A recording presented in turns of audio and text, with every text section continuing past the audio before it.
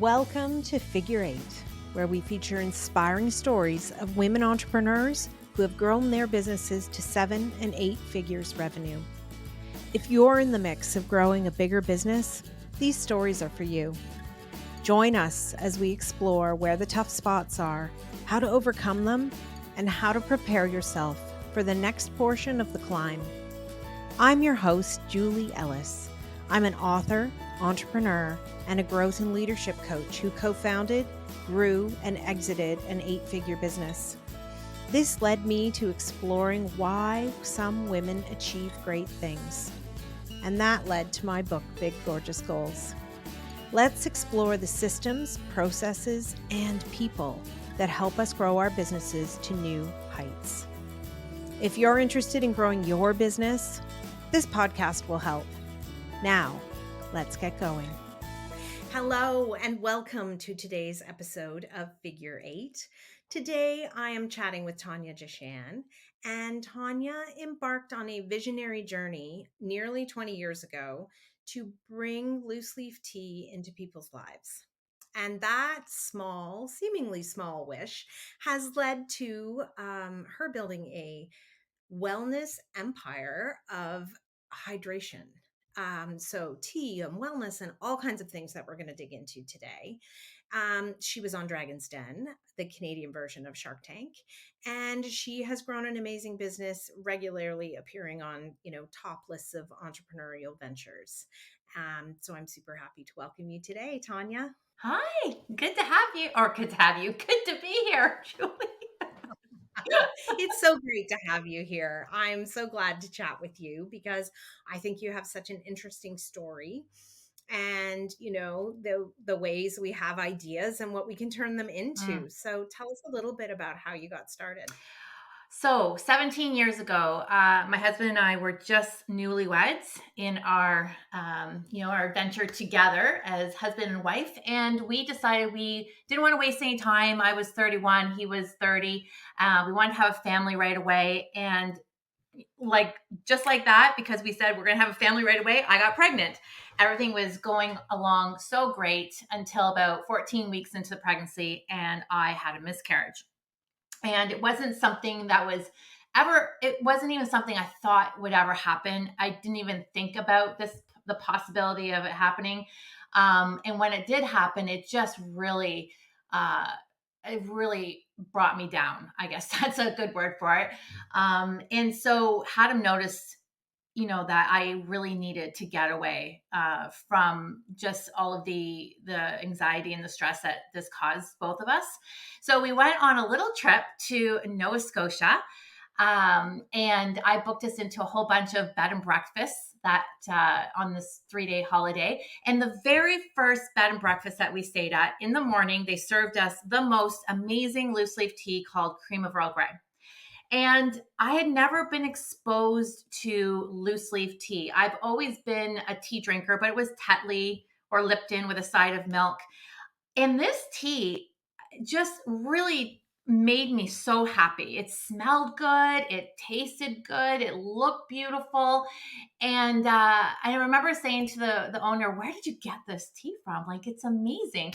And he said, "Well, I got it down, down in Mahone Bay. It's about a 30-minute drive from here." And I said to him, I'm like, "We need to go and get some of this tea because I need to bring it home because it just made me so happy."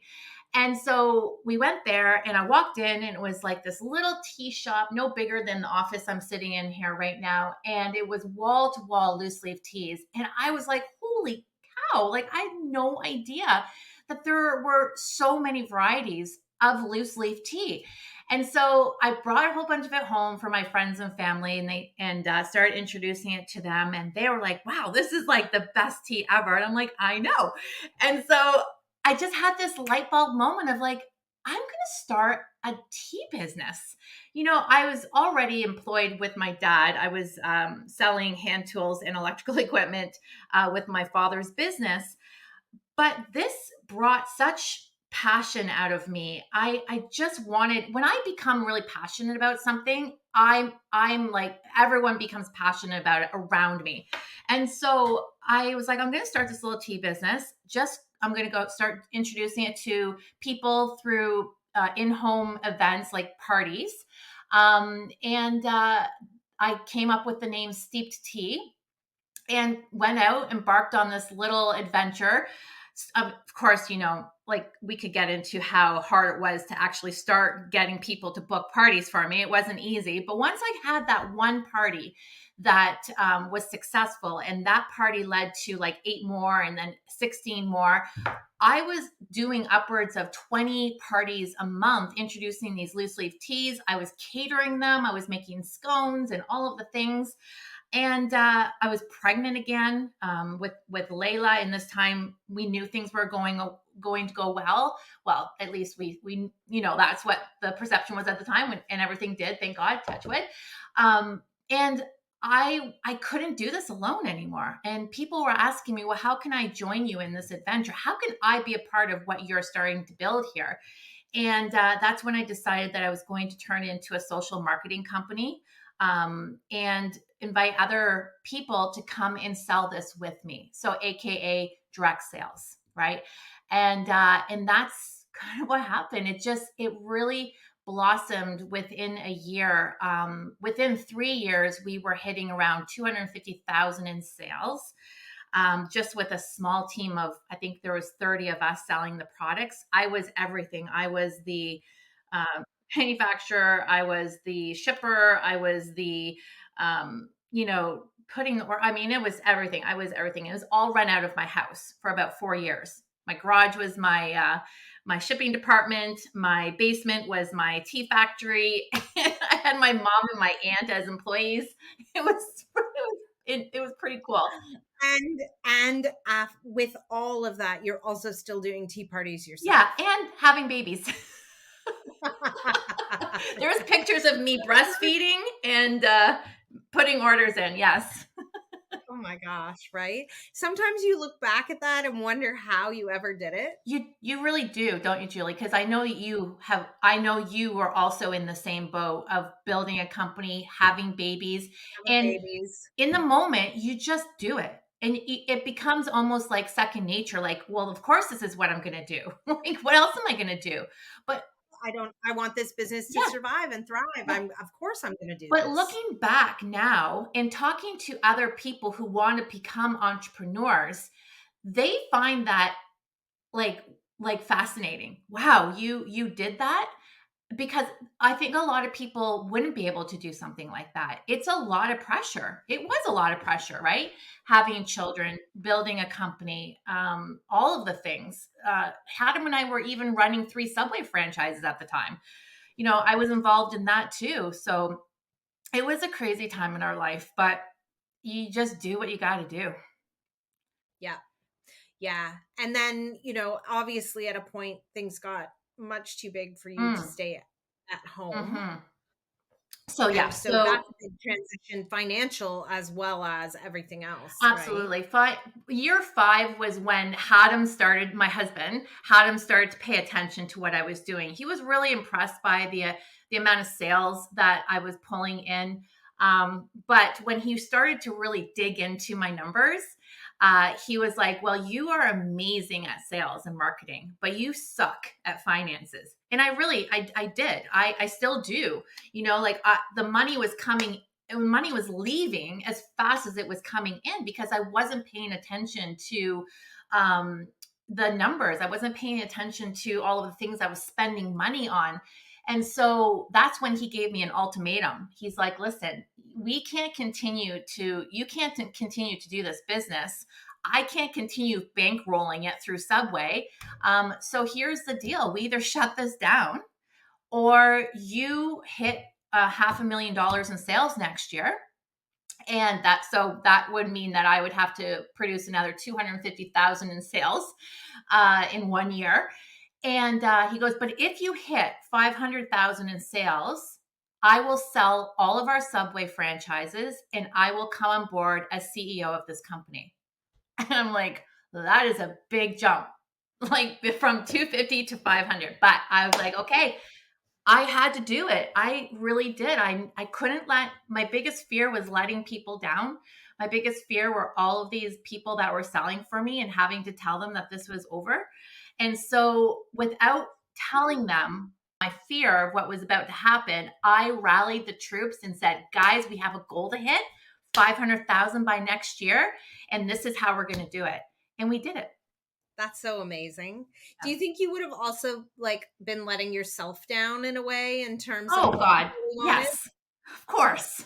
Oh yeah, of course. Like for sure myself. Like, I mean, yeah, when you have such a big dream, and I am a big visionary, and that might fail, that's tough. That's tough to swallow. Yeah, absolutely. I still have that fear all the time. Right. And well, and in some ways, the fears, I mean, they get bigger because the responsibilities get bigger as your company grows. Like, the Yeah. amount of people that you have on your payroll that you want to make sure you're always going to be able to meet that payroll. Families are Yeah. depending on you. All of those things feel like more pressure when you have a bigger company. 100%. Yeah. Pressures are bigger now for sure. Yeah. So when Haddam came on board, so you obviously got to 500,000. I did. We did, and I think he was pleasantly surprised. I do think he was a bit surprised. Not and it's not that he didn't believe in me, but he knew that he was asking a lot. And but when they did it, he was like, "Okay, here we go." He kept his promise. He did what he said he was going to do. And when he came on board, things definitely changed. The first thing he did was start renegotiating contracts with our vendors, getting the prices down, making us profitable, getting the business out of the house was one of the first things that we did. We moved into I think it was 1,200 square foot warehouse and office space, which was like a dream for me to have this out of my house. And yeah, for the next year, for that full year, he really worked hard on the numbers and turned this into a profitable company. And it was shortly after that he turned into a profitable company that I was like, okay, we're going on Dragon's Den.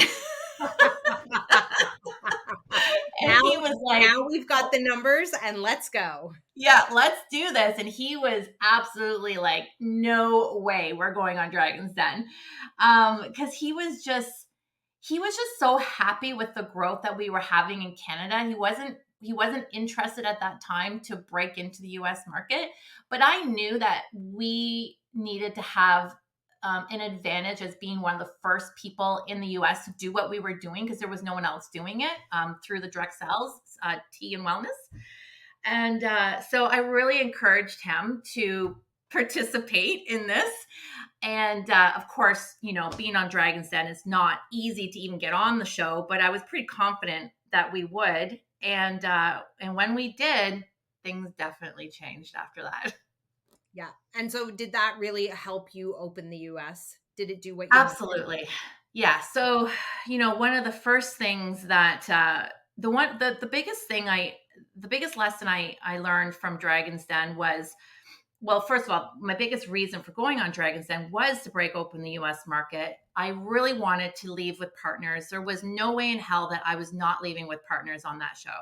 I was on there obviously for the exposure, but I also was on there because I really didn't want to leave without somebody signing the dotted line and leaving with me.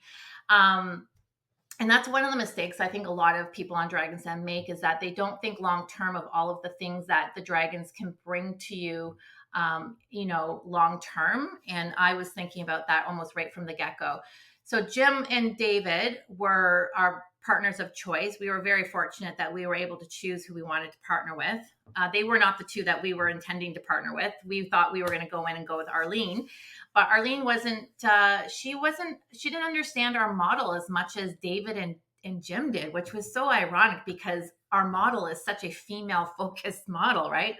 But they loved it. And so when we finally partnered with them, signed on the dotted line with our lawyers, the first thing that Jim did was he introduced us to his contacts in China, his factories. We got all of our products switched over rather quickly to be made for ourselves, no longer a middleman. He had David Children, being a speaker, a very famous author and speaker of The Wealthy Barber, helped us get our name out there to a lot of US people that he was in contact with. So yeah, it was well worth the 20%, the 10% each that they took. It Yeah. was. Yeah. Yeah.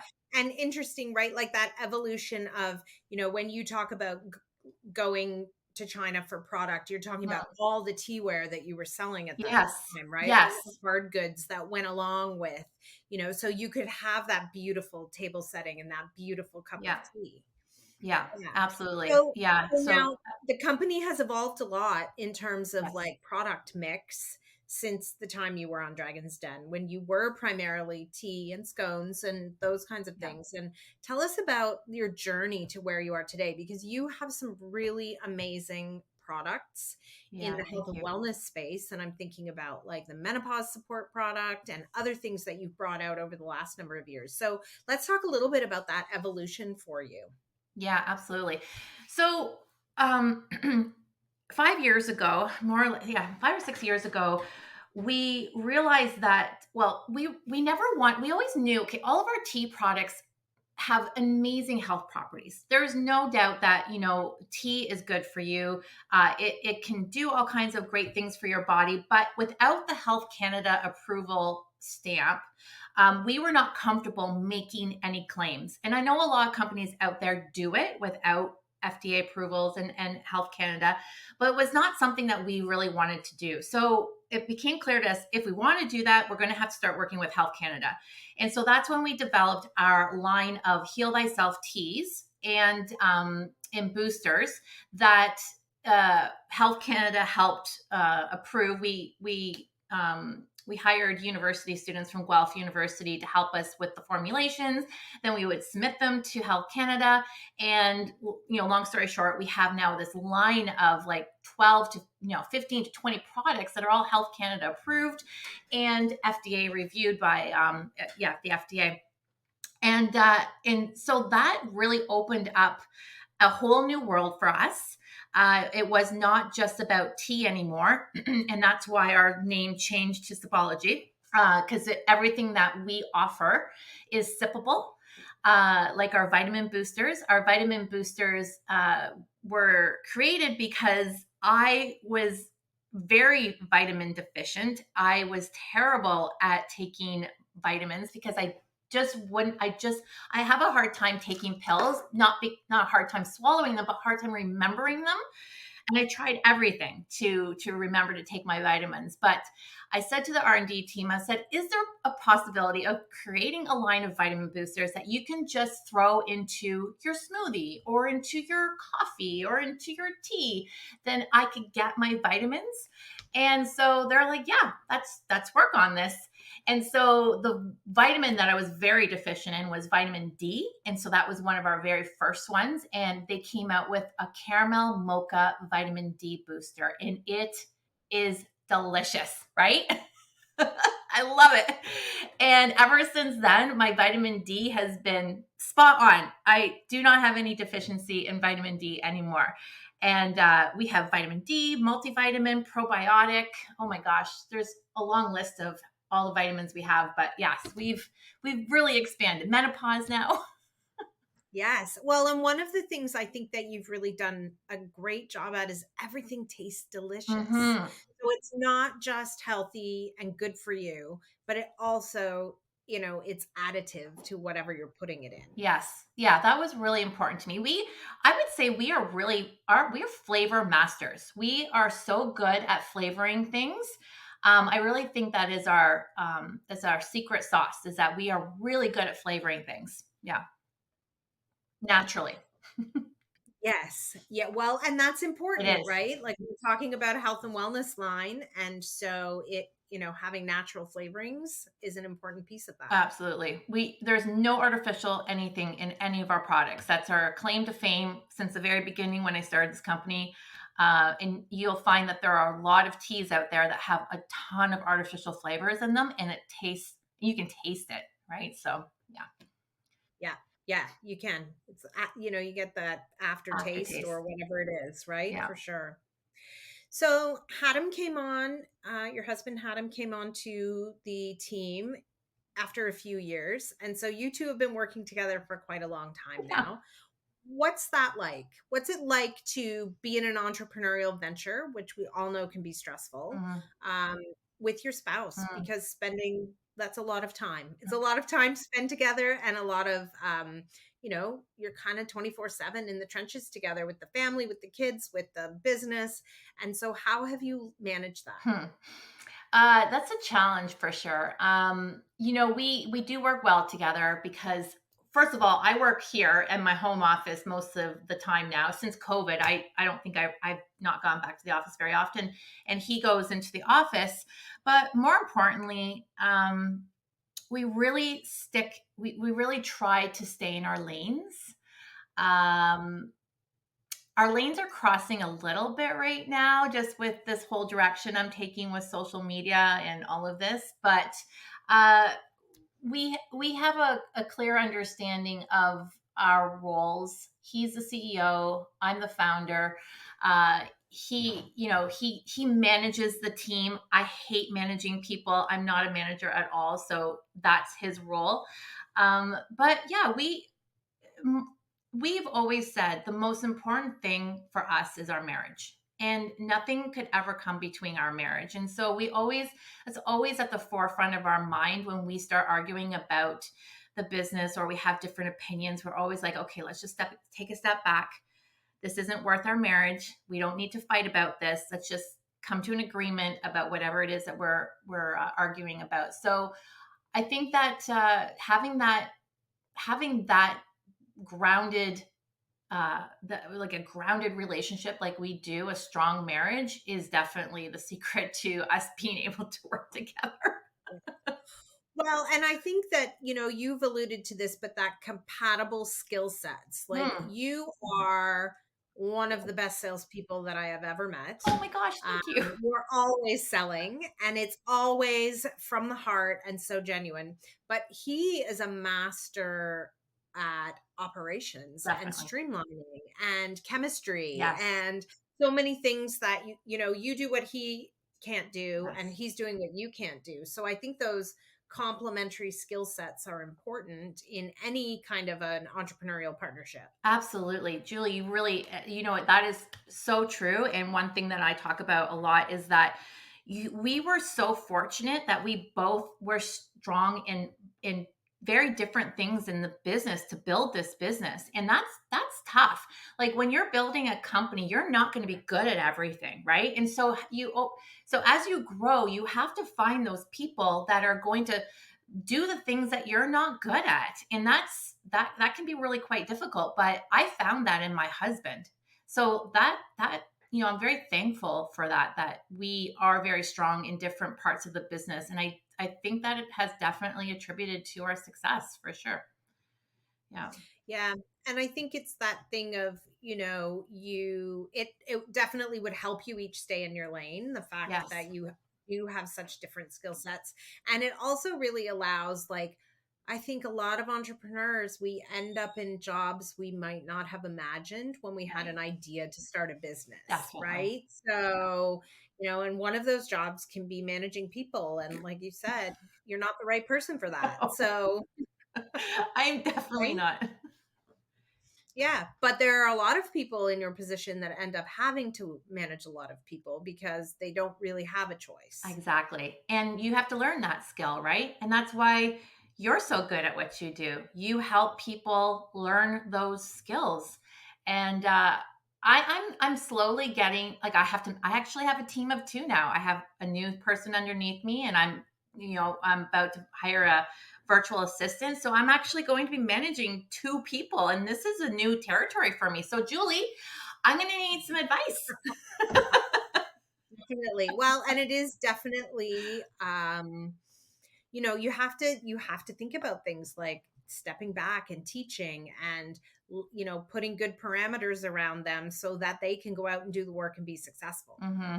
And that is a real shift, right? Yeah. And it's where people dip into the micromanaging, field because we want everything to happen the way we want it to. And Yes. so then we overstep and then, that's not successful, right? No, no. So yeah, I'm walking into definitely a role that I've not been in for a very, very long time. So yeah, I'm going to be looking for a lot of advice. Yeah. Well, and that's the interesting part, right? What happens when you take a role other than sort of where you expected to be, Hmm. and because the business has a need and you need to sort of get things going, and then how do you set it up to hand it off, right? Right. Yeah. Yeah. That is definitely the goal. So yeah. So, yeah. And then you become expert in all kinds of other things you never expected. No, like social media. I never expected to be in the role I'm in right now, which is a pretty big role. But I am loving it, though. I do love learning about all of the new things that are happening in the social media world. It is an evolution of the way I've thought before, for sure, about social media. Well, and that's kind of interesting because you've always been the face Hmm. of the organization, Hmm. right? Hmm. So it's not new that you are out there doing things. But I mean, let's face it, you started this company before social media existed. Right. So, how has being that face of the business and that spokesperson kind of evolved for you? Yeah. So I mean, that's a interesting question. I've always yeah, so I've always been the face of this company. Predominantly, you know, the message has been to about the direct sales model, right? And the direct sales model has changed so much over the last 5 years. I would say COVID really changed what direct sales is now. When direct sale or when COVID hit, um, in-home events were no longer, right. It was that was over, and so we had to really quickly adapt to the social media world of doing social media parties.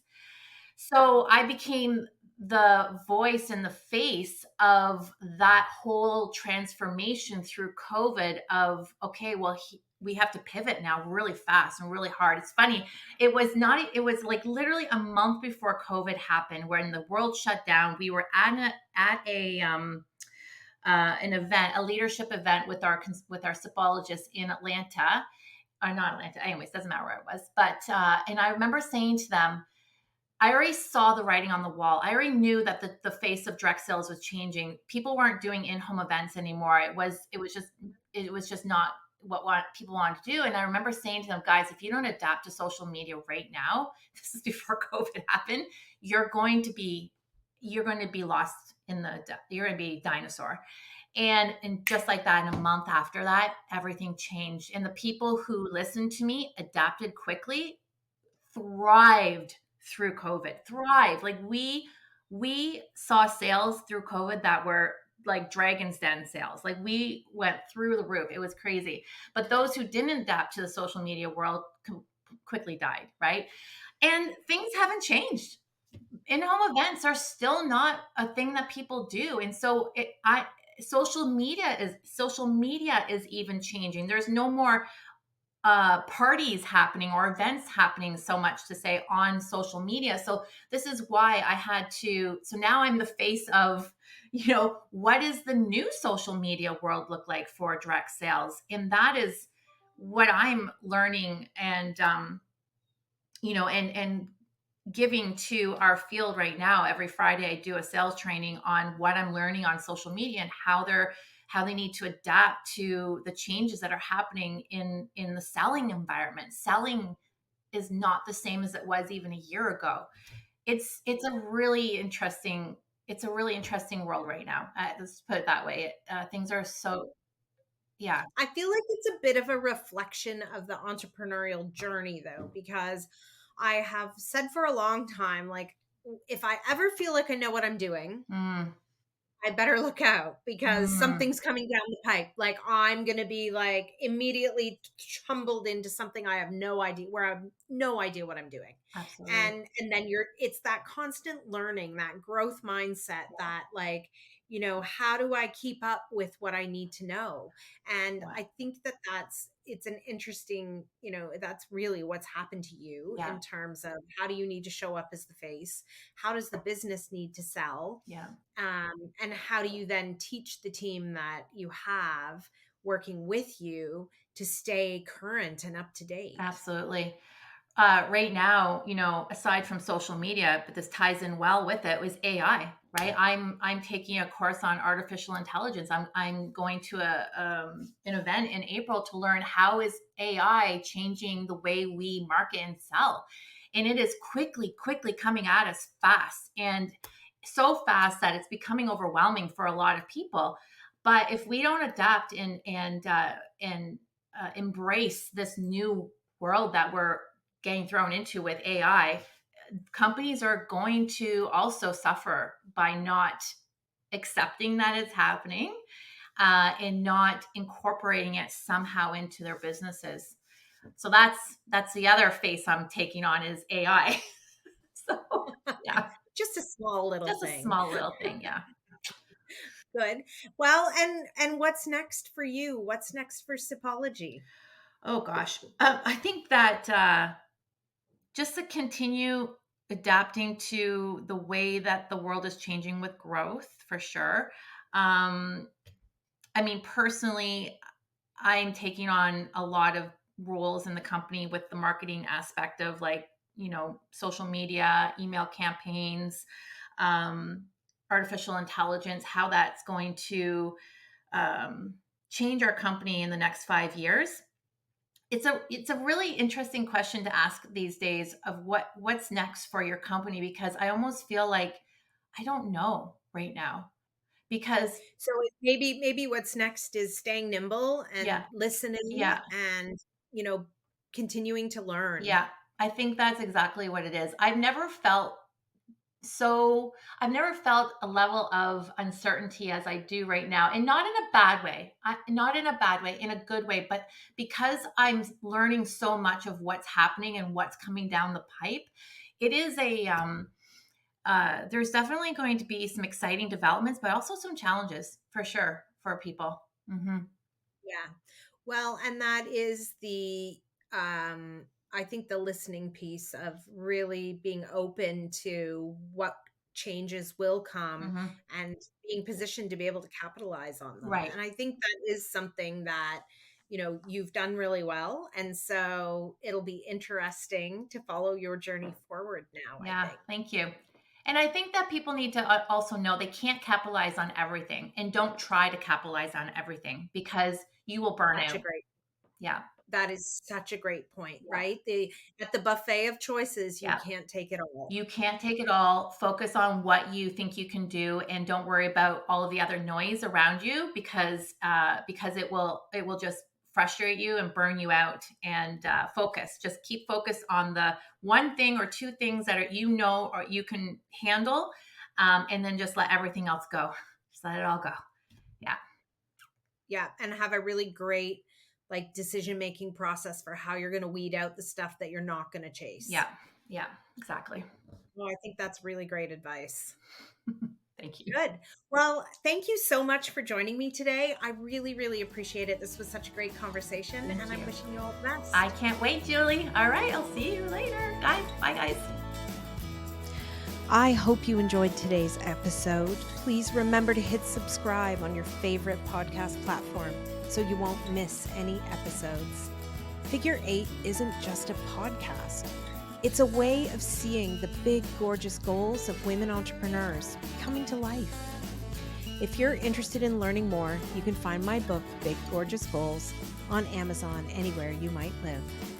For more about my growth and leadership training programs, visit www.julieellis.ca to see how we might work together.